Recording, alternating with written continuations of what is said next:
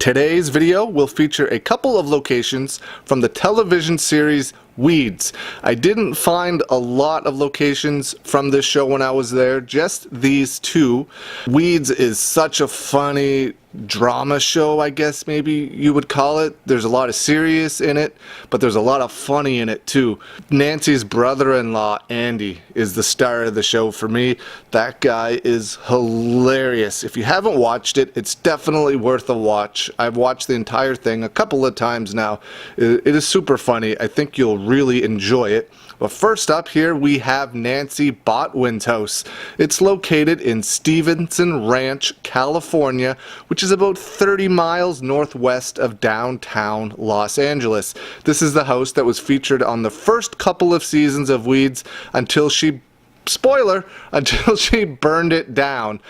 I can't remember what the end of what season it was, but before she burned it down and they moved to the beach. And the final location, the second location, is where Halia and Conrad lived with Vanita. And this is located right in Los Angeles, California. Now, when I was there, there was no fence around the house, as you can tell, but I've seen pictures of it recently, and it has a big old fence around it. I don't know if they were just shooting something there when that fence was up, or if it's now fenced off from the public. It doesn't look, in the pictures I've seen anyway, it doesn't look as well kept up as it did when I was there either. But again, they could be using it for something, so that could be done intentionally. I don't know if somebody actually lives there or not. It was another one of those places that was hard to tell if it was owned by the studios or if somebody lived there. I don't really know how that works with a lot of these places.